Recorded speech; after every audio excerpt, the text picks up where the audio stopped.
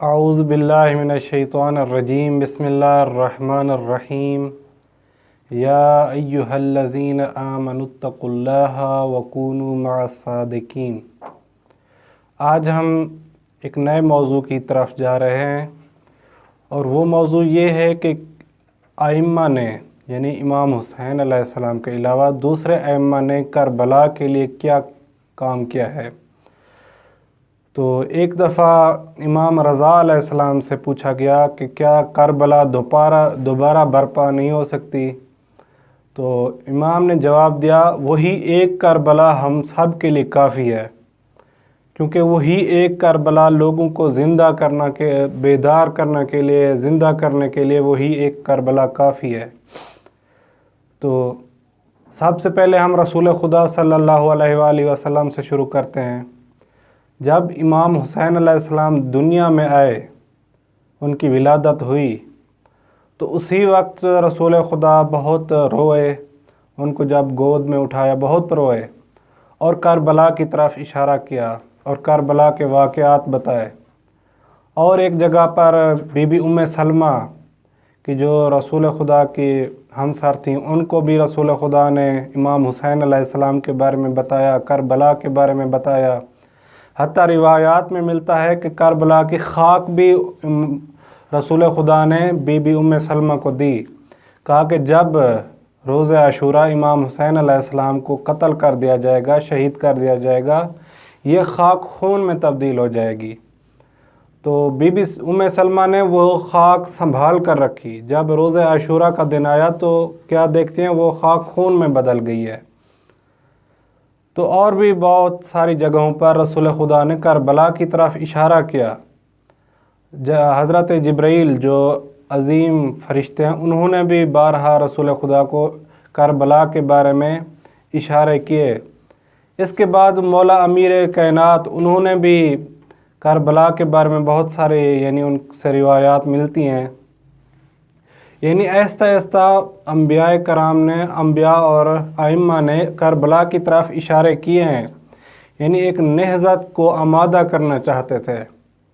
مولا علی علیہ السلام جب جنگ صفین سے واپس آ رہے تھے، تو ایک جگہ پر پورے قافلے والے وہ سارے فوجی ایک جگہ پر رک گئے، اور مولا امیر کائنات ان سے علیحدہ ہو کر ایک میدان کی طرف چلے گئے۔ وہاں جا کر مٹی کو اٹھاتے تھے اور روتے تھے، بہت روتے تھے۔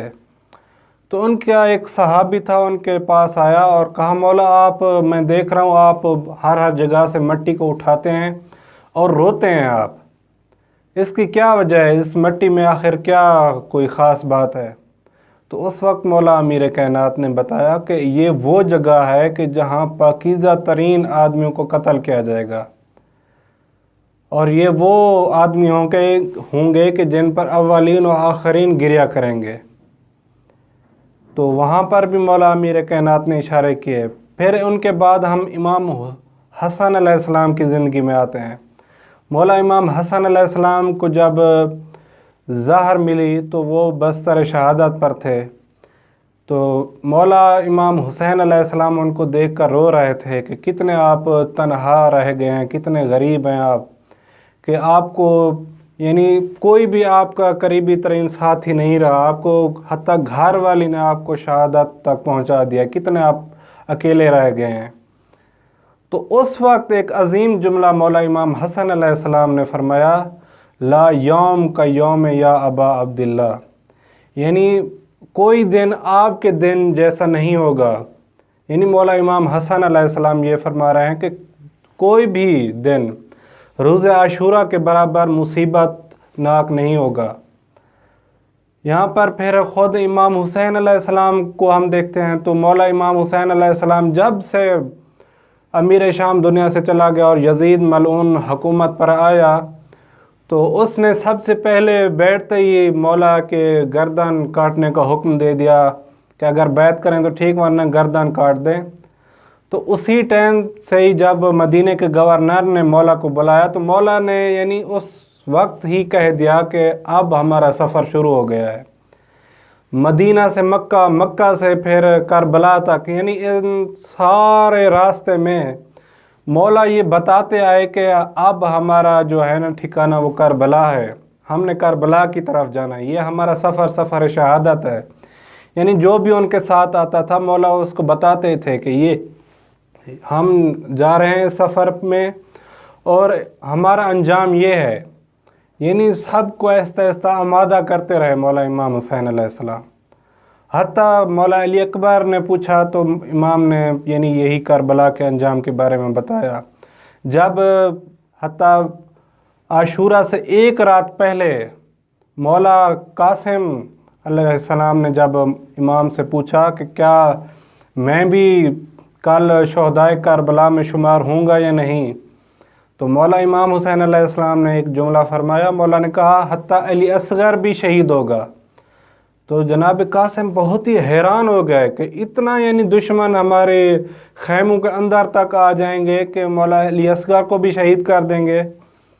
تو مولا نے کہا نہیں، وہ سب کو تو شہید نہیں کریں گے، یعنی مولا علی اصغر کو فقط یعنی میں خود لے جاؤں گا میدان میں اور وہاں پر اس کو شہید کیا جائے گا۔ تو یعنی اس پورے راستے میں یہ تو بہت ہی کم میں نے اشارے کیا، اور بھی بہت ساری روایات ملتی ہیں کہ جن میں ائمہ نے خود کربلا کے بارے میں یعنی آمادہ کیا، اس نہضت کے بارے میں لوگوں کے ذہنوں کو آمادہ کیا، اور خود امام حسین علیہ السلام نے تو اس نہضت کو برپا کیا۔ ان کے بعد کربلا کے بعد سب سے اہم ترین کام جو کربلا تو عاشورہ کے دن یعنی ایک خاص ٹائم میں، ایک خاص وقت میں، کچھ ہی گھنٹوں میں ختم ہو گئی، لیکن اس عظیم واقعے کو پوری دنیا تک پہنچانے میں سب سے پہلے دو اہم ہستیوں کا ہاتھ ہے۔ پہلی بی بی زینب سلام اللہ علیہ، دوسرے مولا امام سجاد علیہ السلام، کیونکہ یہ دو ہستیاں تھیں کہ جنہوں نے کوفہ میں اور شام میں خطبات دیے، لوگوں کو بتایا کہ کربلا میں کیا ہوا ہے۔ مولا امام سجاد علیہ السلام جب شام میں دربار یزید میں مولا نے خطبہ دیا تو پہلے مولا نے یعنی شروع سے کہا میں مکہ کا فرزند ہوں، میں مینا کا فرزند ہوں، میں رسول رحمت للعالمین کا فرزند ہوں، میں علی مرتضیٰ کا فرزند ہوں، یعنی یہ سارا سلسلہ بتاتے آئے۔ آخر میں مولا نے کہا کہ میں اس کا بیٹا ہوں کہ جس کو کربلا کے میدان میں پیاسا شہید کیا گیا، میں اس کا بیٹا ہوں کہ جس کو بھوکا شہید کیا گیا۔ یعنی مولا نے اس طرح تعارف کروایا اور یہ بتایا کہ امام حسین علیہ السلام پر کیا ظلم کیا ہے امت نے۔ یعنی سب سے پہلے جو انہوں نے تعارف کرایا بی بی زینب سلام اللہ علیہ نے اور مولا امام سجاد علیہ السلام نے۔ بی بی زینب تو کربلا کے واقعے کے تقریباً 1-1.5 سال بعد دنیا سے چلی گئی، یعنی بعض روایات میں ہے کہ ان کو بھی شہادت نصیب ہوئی، بعض میں ہے کہ ان کی وفات ہوئی ہے۔ تو بہرحال یعنی مولا امام سجاد علیہ السلام کی ہم زندگی دیکھتے ہیں، وہ تقریباً 30-35 سال یعنی مختلف روایات کے حساب سے 30 سے 35 سال مولا زندہ رہے کربلا کے بعد۔ یہ جو مولا نے کام کیا یہ بہت اہم تھا، کیونکہ مولا علی علیہ السلام کو تو بالآخر حکومت مل گئی تھی، ظاہری حکومت۔ مولا امام حسن علیہ السلام کو 6 مہینے یعنی حکومت ملی، اس کے بعد ان سے چھین لی گئی۔ مولا امام حسین علیہ السلام کو تو حکومت ملی ہی نہیں، یعنی وہ امر امامت کہ جس کی خاطر خدا نے ائمہ کو دنیا میں بھیجا ہے تاکہ یہی حکومت کریں، یہی راہبری کریں اور پورے معاشرے کو ترقی و کمال کی طرف لے جائیں۔ امت نے اتنے ظلم کیے کہ ایک تو ان کے ہاتھوں سے حکومتیں چھین لیں اور ان کو قتل تک پہنچا دیا اور ان کو یعنی ایک گوشہ نشین کر دیا اہل بیت کو۔ تو مولا امام سجاد علیہ السلام کا سب سے اہم ترین کام جو تھا وہ دوبارہ یعنی امت رسول خدا صلی اللہ علیہ وآلہ وسلم کو دوبارہ یعنی سمجھانا چاہا کہ دین کیا ہے، اصل دین کی حقیقت کیا ہے۔ وہ دین بنو امیہ، وہ دین جو بنو امیہ نے لوگوں کو بتایا تھا وہ کچھ اور ہے، اصلی دین اور ہے۔ تو مولا امام سجاد علیہ السلام کا ہم بہت سنتے ہیں کہ بیمار امام یا مطلب اور بھی مختلف یعنی غلط تعبیریں ہوتی ہیں۔ مولا ایک خاص وقت میں خاص مصلحت کے تحت بیمار تھے کربلا میں، لیکن بعد میں یعنی یہ نہیں کہ ساری عمر بیمار رہے ہوں۔ تو جو عظیم کام مولا امام سجاد علیہ السلام کے ہیں وہ آپ کو میں بتانا چاہتا ہوں۔ سب سے پہلا کام مولا کا دعائیں ہیں، یعنی مولا نے ان دعاؤں کے ذریعے لوگوں کے اندر تھوڑا شعور پیدا کرنے کی کوشش کی۔ دن رات مولا ہر چیز کے بارے میں، ہر کام کے بارے میں، ہر امر کے بارے میں مولا دعا کرتے تھے، اور انہی دعاؤں کے اندر مولا عظیم عظیم جملات اور عظیم معارف لوگوں تک پہنچاتے تھے۔ ان دعاؤں کا مجموعہ صحیفہ کاملہ ہے کہ جو بہت ہی افسوس کے ساتھ ہم اکثر یعنی لوگ اس کو نہیں پڑھتے، حتیٰ اکثر کو پتہ ہی نہیں ہے کہ یہ عظیم خزانہ ہے کیا۔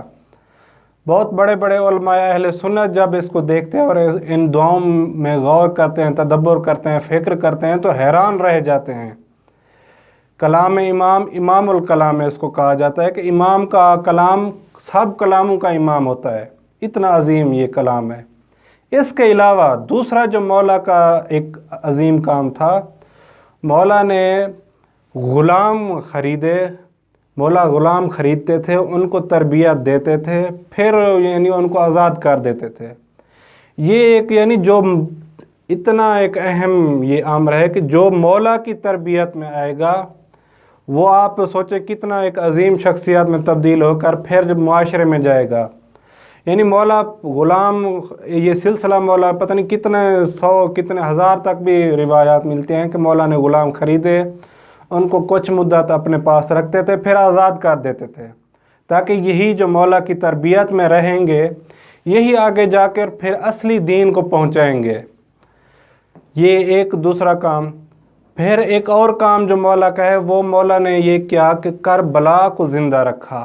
ہر ٹائم، ہر امر میں، ہر وقت مولا کربلا کی یاد مولا کرتے تھے۔ ان کے سامنے پانی پیش کیا جاتا تو وہ روتے، کھانا پیش کیا جاتا تھا وہ روتے، یعنی جو بھی کام کرتے لوگ، کوئی حیوان ذبح کر رہا ہوتا تھا تو مولا رو جاتے، لوگ شادی کا کوئی دعوت دیتے تو مولا کہتے تھے اگر میرے والد کا گریہ ہوگا، عزاداری ہوگی تو میں شرکت کروں گا ورنہ نہیں۔